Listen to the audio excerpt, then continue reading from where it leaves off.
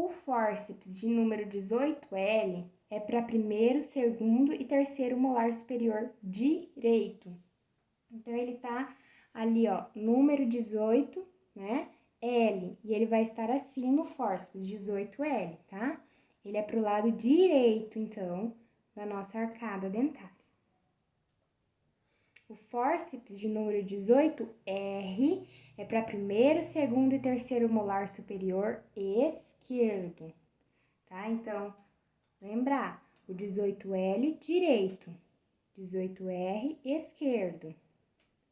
O molar superior, né, tem fórceps específicos para o lado direito e esquerdo, pois sua face ativa possui uma das pontas ativas em forma de garra, que é posicionada na face vestibular, e a outra em forma de concha, que é posicionada na face palatina dos molares. Então, o que acontece?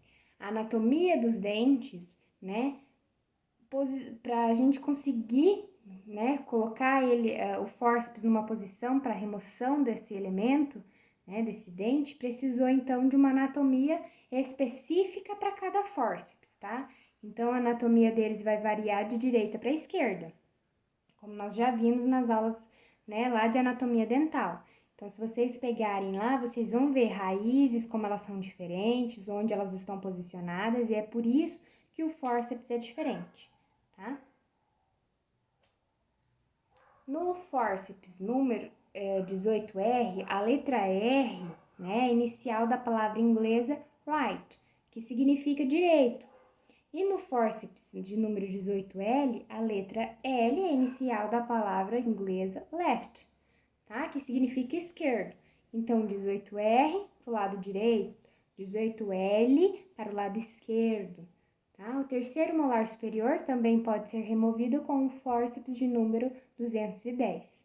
Então, é o último ali, a terceira imagem é o fórceps 210.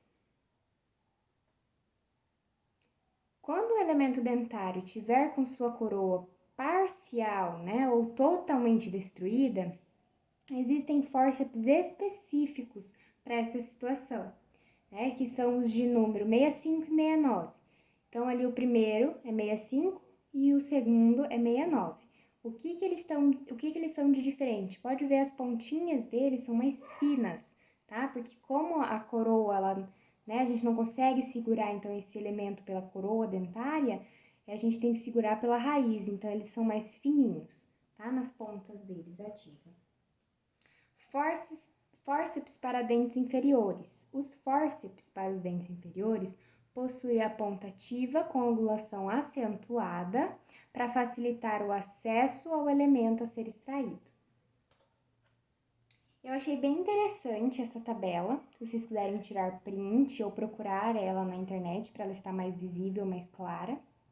Eu achei ela muito interessante, tá? Então, ela vai dizer certinho, lá, incisivos centrais e laterais superiores, caninos e premolares superiores, molares superiores do lado direito, molares superiores do lado esquerdo, terceiro molar superior, raízes, né, residuais superiores, incisivos centrais e laterais, caninos premolares inferior, molares inferiores, terceiros molares inferiores e as raízes residuais inferiores.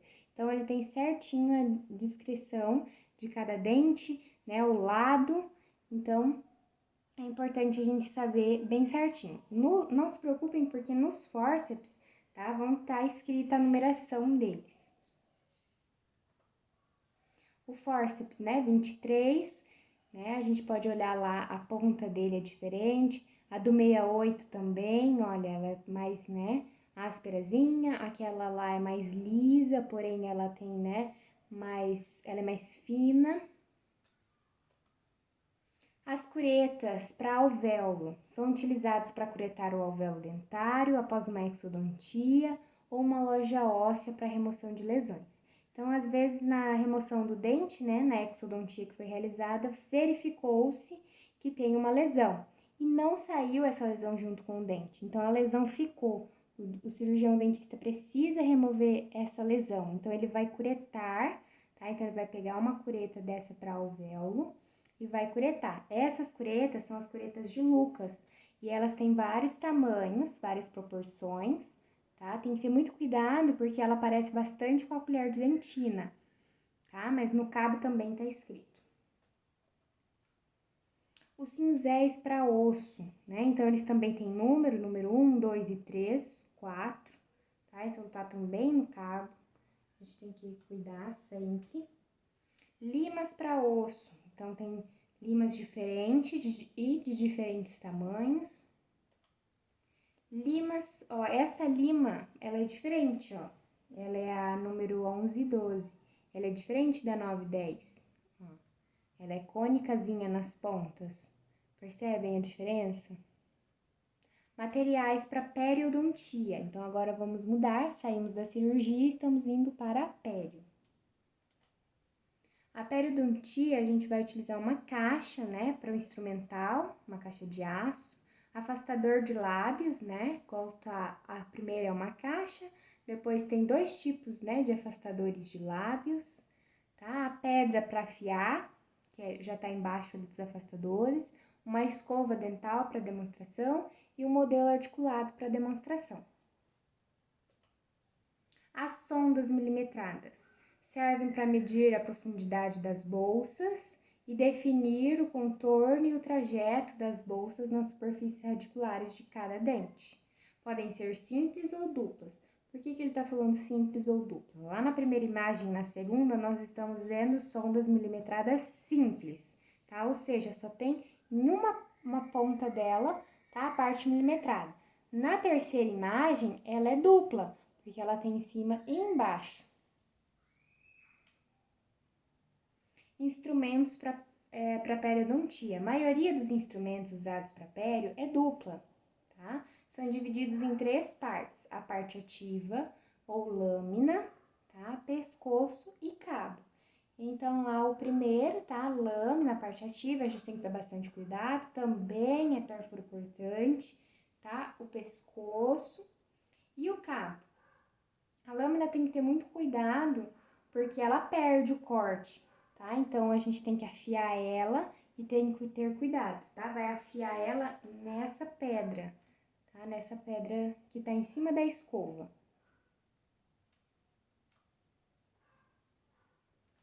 O pescoço pode ser mono ou biangulado, facilitando o acesso em áreas posteriores e pode ser utilizado tanto do lado direito como do lado esquerdo. Favorece também a ação em profundidade dos instrumentos quando atuando em raízes de dentes posteriores. Então, os instrumentos também têm angulação, tá? Para lado esquerdo, lado direito, para melhor se adaptar intraoral. A sonda milimetrada, sonda exploradora e a cureta de Morse, tá? São as que a gente bastante utiliza. A sonda milimetrada para a gente conseguir ver bolsa, sentir se tem cálculo na raiz, a gente vai dando vai passando ela, tá? De leve para a gente ter noção de até onde tem cálculo. A sonda exploradora, a gente tem sempre ela em mãos. E a cureta de Morse, tá? Ela é para remoção de cálculo. Assim como a Macau, tá? A Macau também nós vamos utilizar bastante para remoção de cálculo. Lá, lembram o tártaro? Então, nós vimos a sonda milimetrada simples e a dupla, né? A pontinha dela, eu coloquei essa imagem mais para vocês verem a ponta e se situarem na parte simples, que é a primeira imagem, a milimetrada dupla, né? A segunda imagem e a ponta dela como que é, tá? As pinças. As pinças são marcadoras de bolsas periodontais. Percebam, as pinças periodontais, elas são diferentes. Percebam a ponta.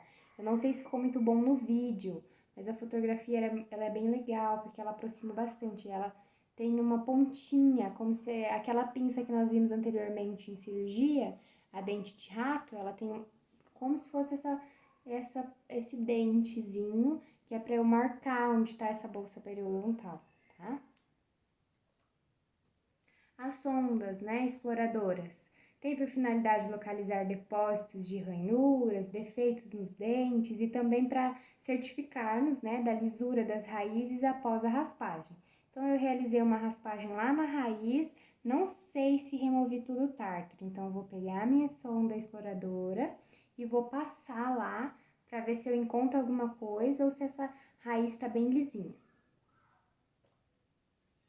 Os extratores têm como função a remoção de depósito, né, supra e subgengival e alisar as superfícies radiculares. Citamos como, por exemplo, a Macau, né, de número 4, 8, 7, 6, 1 e 10, 11 e 12 e as pontas de Morse. A ponta de Morse é essa segunda imagem e a Macau é a primeira imagem. O que é supra e subgengival? Supra gengival é o que está em cima, o que eu consigo ver, que está na coroa do meu paciente. Subgengival é o que está dentro lá da gengiva, ou seja, o tártaro, o cálculo que se acumularam na raiz desse dente, tá? Então, também são distintos materiais, são diferentes materiais, porque para supragengival, os dois lados do meu instrumento ele vai ser cortante. Já na subgengival, só um lado vai ser cortante. Para quando eu puxar, para quando eu fazer essa raspagem, não ferir a minha gengiva, tá? Então, aquele sangramento não é a cureta ferindo a gengiva, aquele sangramento é porque está inflamada aquela gengiva, tá? Aquela gengiva não está saudável. Extratores em forma de cinzel são usados em superfícies proximais dos dentes, né, com raízes muito próximas, né, onde não conseguimos entrar com outro instrumento e o volume de cálculo é grande. As curetas têm como função a remoção do epitélio, né, de inserção, remoção de tecido de granulação, remoção da parede, né, mole da bolsa, remoção de fibras periodontais, né? Então, as curetas, elas têm muitas funções, né? Debridamento dos tecidos ósseos, né? Aplanamento e alisamento radicular. No mercado encontramos, né, várias, né? As curetas de Grace, a Macau. A primeira imagem são as curetas, né, Macau, e os números, a numeração, que também vão estar nos cabos, tá? Vai estar escrito Macau 13, 14, Macau 17, 18, tá? E elas são assim mesmo, tá? Não é de 1 a 10, não. Uma cureta é 10, 12, tá? Igual aqui as Grace tem mais, tá? 2, 3, 4, 5, 6, 7, 8, 9, 10, 11, 12, né? 13, 14, 15, 16, 17, 18. Então, elas têm numeração e funções diferentes. Ultrassom, utilizamos muito ultrassom. Por que nós utilizamos a ultrassom? Porque ela desempenha a mesma função das curetas, tá? Só que ela não vai fazer a parte que nós vimos aqui subgengival. Ela vai fazer a parte supragengival, tá? A ultrassom, ela é prática, rápida, facilita, ganhamos tempo, tá? Então, a ultrassom é muito utilizada. Bisturi. Então, na periodontia também utilizamos bisturi, porque é na periodontia que vai ser realizada os enxertos de gengiva, as gengivosplastias, né? Os freios e hibridas, né? Que às vezes o freio, né? A pessoa tem um freio que está dividindo o dente e ela não gosta. Então, é na periodontia, tá? As lâminas mais utilizadas são a 11 e 15, tá? Os afastadores, né, de periósteo, né? A espátula número 7, né, por tamanho menor, é mais indicada para cirurgias periodontais. Limas para osso são utilizados para acerto ósseo periodontal. Vejam que ela também é cônica, porém ela é um pouquinho mais grossa, mas também é utilizada aquela mais fina que eu mostrei anteriormente na cirurgia. Depende muito de cada caso, de cada procedimento, de cada cirurgião.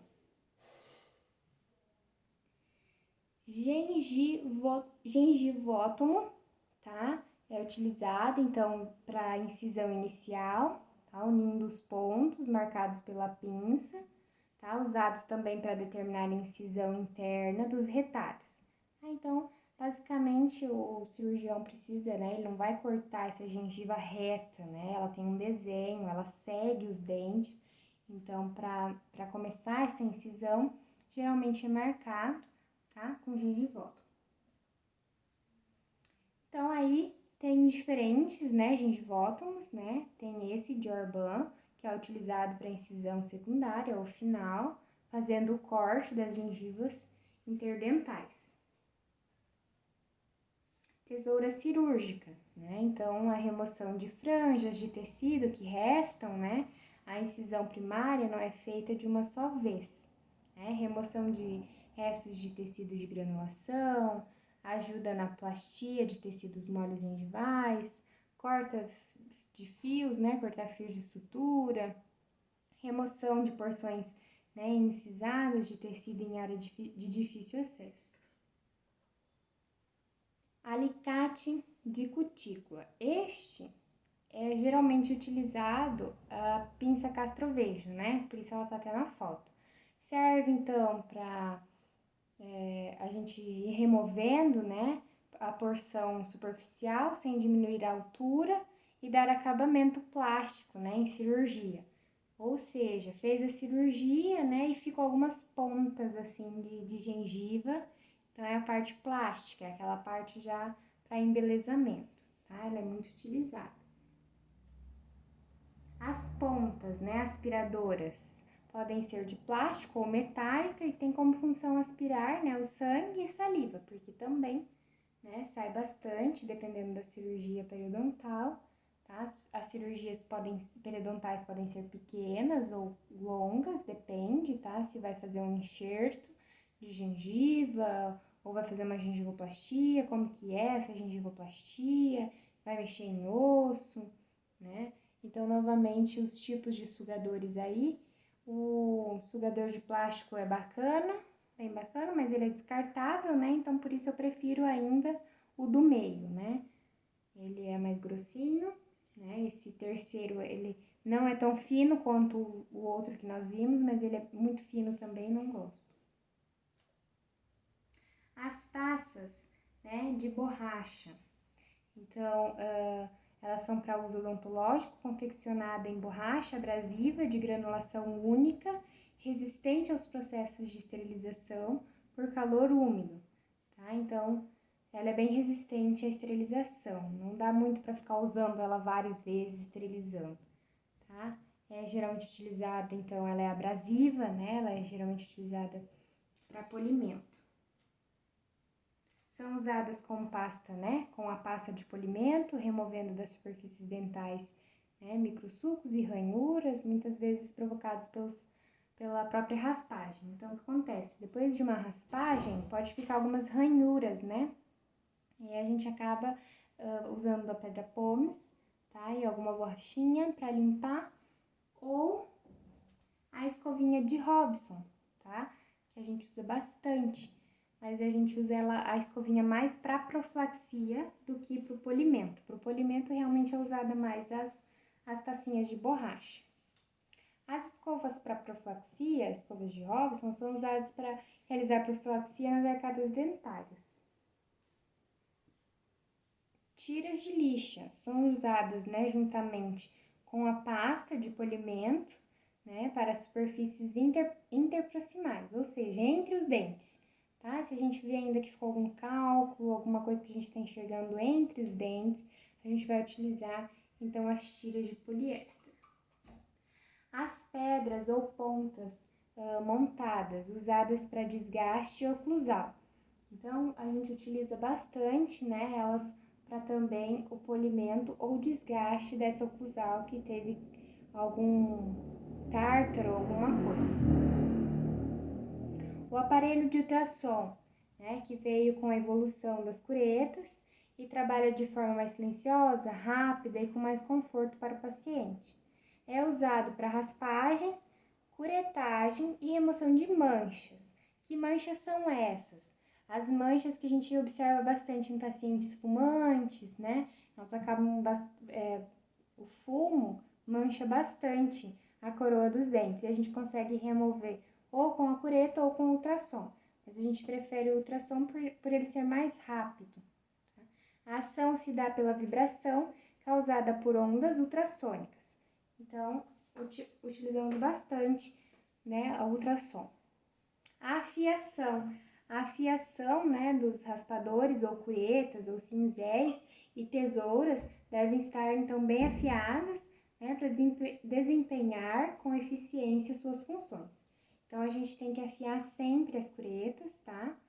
Para elas continuarem desempenhando a função. E quando a gente perceber que está ficando frágil a ponta ativa, que vai quebrar, então a gente já precisa, né, colocar lá, lembra da nossa organização, da nossa clínica, colocar lá na observação, né, de instrumentais que precisam. A gente já tem que deixar anotado. Como que é realizada essa afiação? Essa afiação é realizada com uma pedra específica, tá? Não é qualquer pedra, não é...